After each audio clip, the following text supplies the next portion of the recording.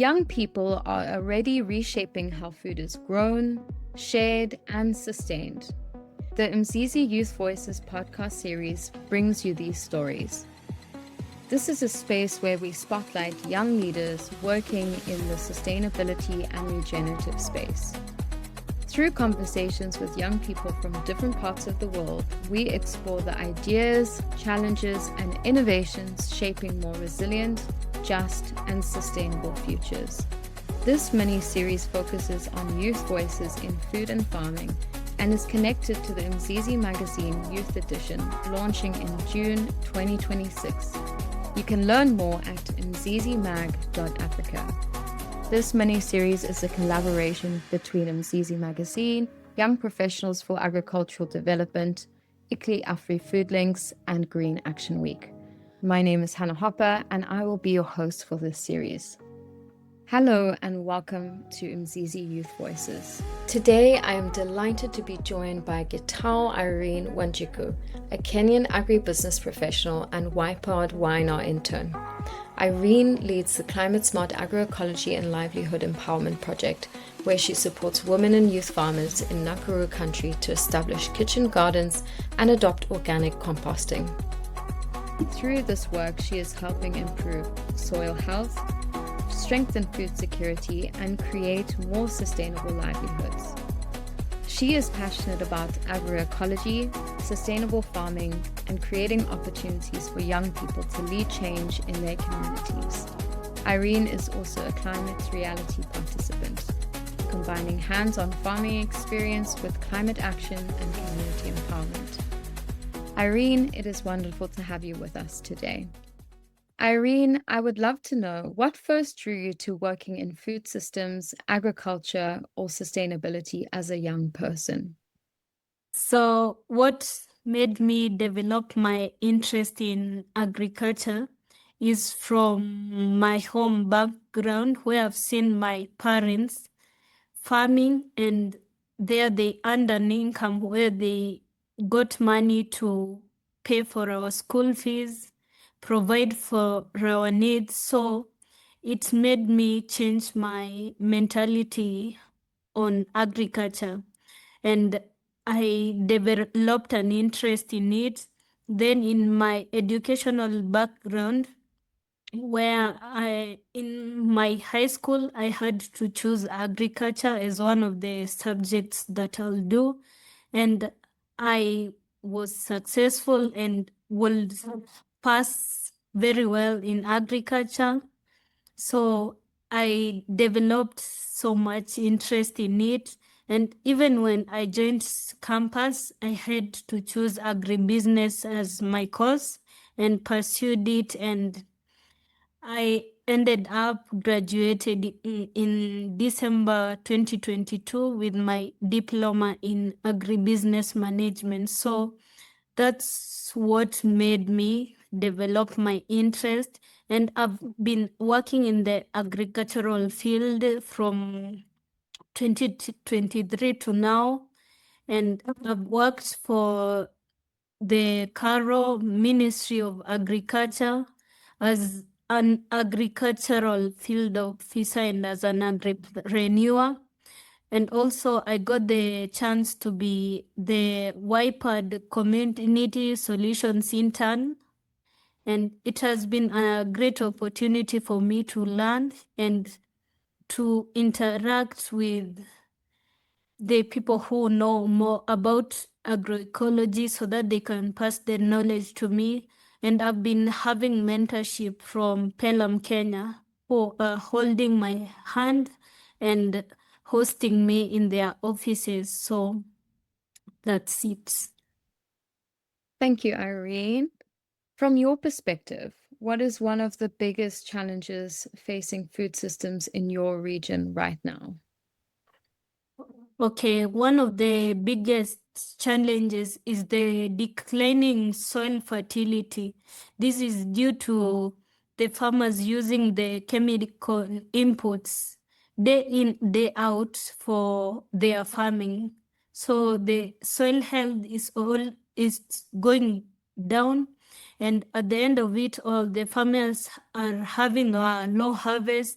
So the production is becoming less and less after each and every harvest. So the production is very low, leading to food insecurity and low income in the area that is Nakuru County. So that's what made me have the concern for encouraging use of the organic manures and the establishment of the kitchen garden, so that even if one has a small portion of land, you can still get veggies from it and have something to put in your mouth, and the excessive products you take to the market or sell to your neighbors.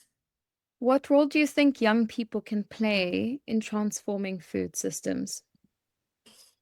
The role I think young people can play is on innovation, since they are very powerful, young, and energetic, so they can be able to drive the adoption of climate smart agriculture, the digital tools to be used in agriculture, like to be able to identify the pests and diseases that are attacking their crops, so they can just have an app which they can get the answers from, rather than just being sitting down and then watching the crops being destroyed. So they can get the answers from their phones. There was a survey that was done, and it was identified that in many homes, the number of phones that are there are many than the tools for agriculture. So they can use their phones and get to know the solutions on the challenges that they are facing on the land. So that is it. And they can also lead in advocacy, where they can be involved in the policy making by the government, or when the ministry is coming up with a policy. I feel that they should not be left out. They should be sitting in the panels. They should be part and parcel of it, since they can lead in community mobilization and being able to know on and identify on the profitable agribusinesses. What gives you hope when you think about the future of food and farming?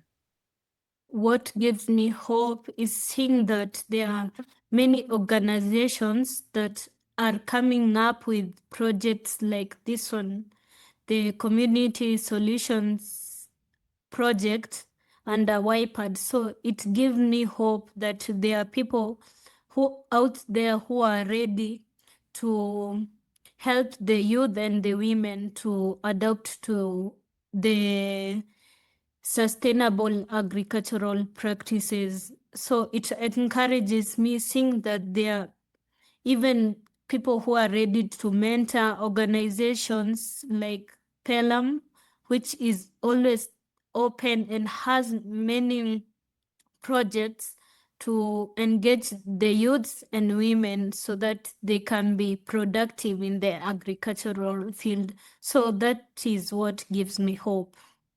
Through the Climate Smart Agroecology and Livelihood Empowerment Project, you've been helping farmers adopt composting and kitchen gardens. What challenges have you noticed in their farms and communities so far? Through my project, the CSALEP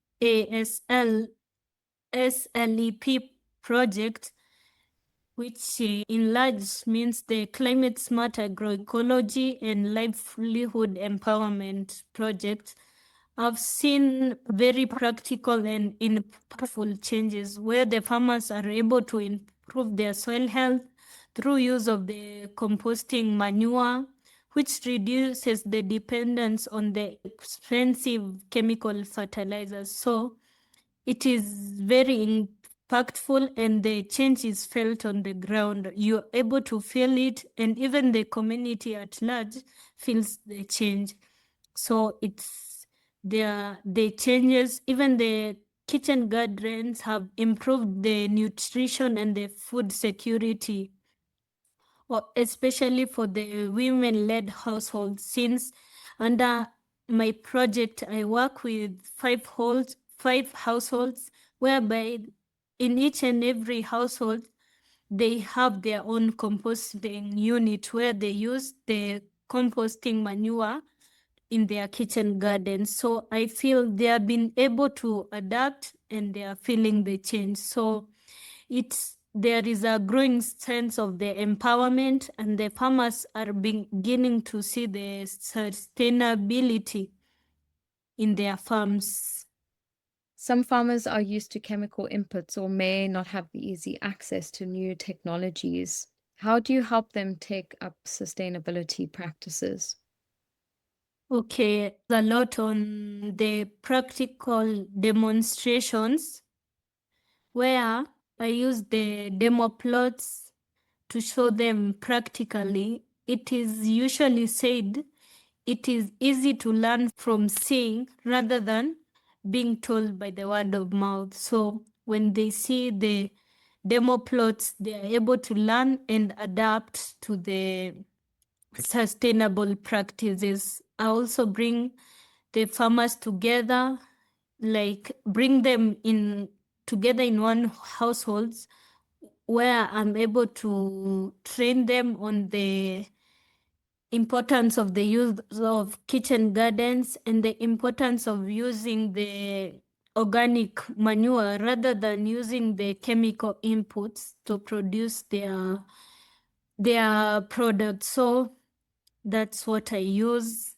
And they have been able to adapt, and it's easier for them to adapt. And also using the peer-to-peer learning, where when you teach one, when he or she goes outside there, they're able to teach the rest, and it becomes easier for the community at large to learn. So the information at the end of the day is out there and people are learning. Your work combines climate smart farming, youth engagement, and gender inclusion. How do these pieces fit together in creating lasting change? These elements are deeply connected, from climate smart farming, which ensures the sustainability and the resilience.